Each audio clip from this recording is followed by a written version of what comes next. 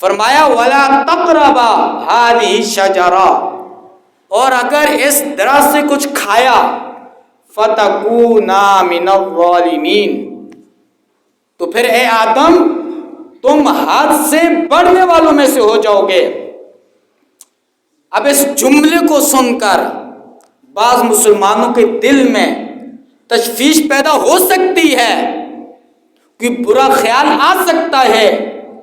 اور ہمارے مشاہدات بھی ہیں کہ ہم لوگوں سے سنتے رہتے ہیں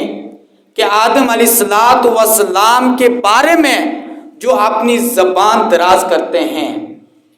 اور بغیر سوچے سمجھے وہ قرآن کے ظاہری لفظوں کو دیکھ کر وہ گفتگو کرتے ہیں، حالانکہ اللہ تعالیٰ کا جو منشا ہے، اللہ کی سی جو مراد ہے اور اس کا جو حقیقی مطلب ہے، اس سے یہ لوگ نابلد ہوتے ہیں۔ تو یہاں فرمایا فَتَكُونَا مِنَ الظَّالِمِينَ، اور ایک دوسرے مقام پر فرمایا وَعَصَىٰ آدَمَ رَبَّهُ فَغَوَىٰ، کہ آدم علیہ السلام نے اپنے رب کی نافرمانی کی۔ جب ہم ان دونوں آیتوں پر غور کرتے ہیں اور اس کے مطلب کو سمجھتے ہیں کہ اس کا جو مطلب حقیقتاً ہے وہ یہ ہے کہ یہ ظاہری صورت ہے،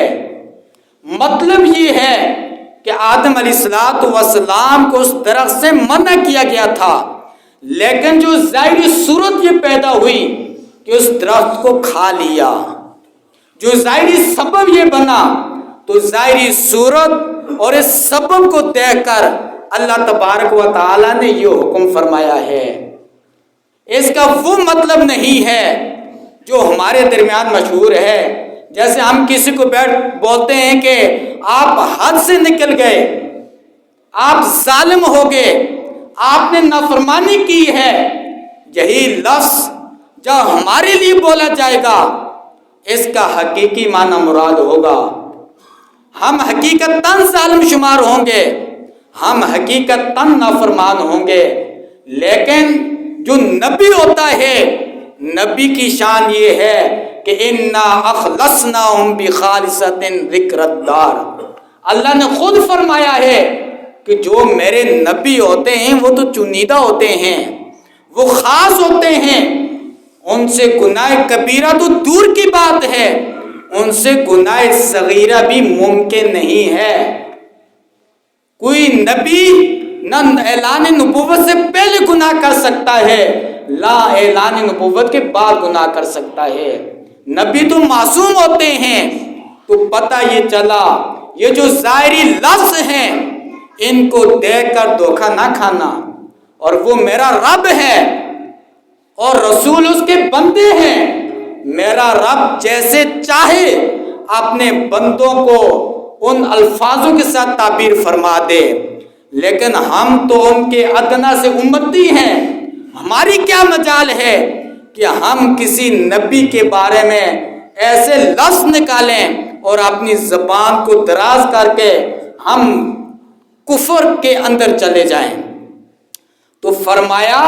اِنَّا أَخْلَصْنَاهُمْ بِخَالِصَةٍ ذِكْرَ الدَّارِ، اور شیطان نے بھی اس بات کا اقرار کیا۔ شیطان کہتا ہے قَالَ فَبِعِزَّتِكَ لَأُغْوِيَنَّهُمْ أَجْمَعِينَ،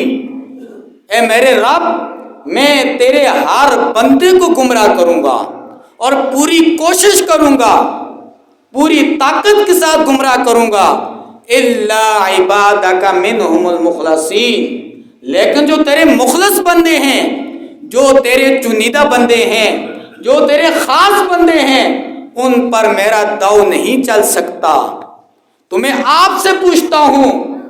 کہ اس کائنات کے اندر اللہ تبارک و تعالیٰ کے بعد سب سے بڑا مرتبہ انبیاء کرام کا ہے، سب سے بڑے مخلص،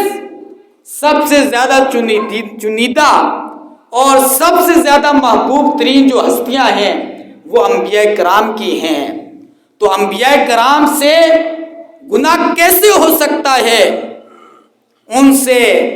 نافرمانی کیسے ہو سکتی ہے؟ تو ابھی ہمیں ان آیتوں کا جو حقیقت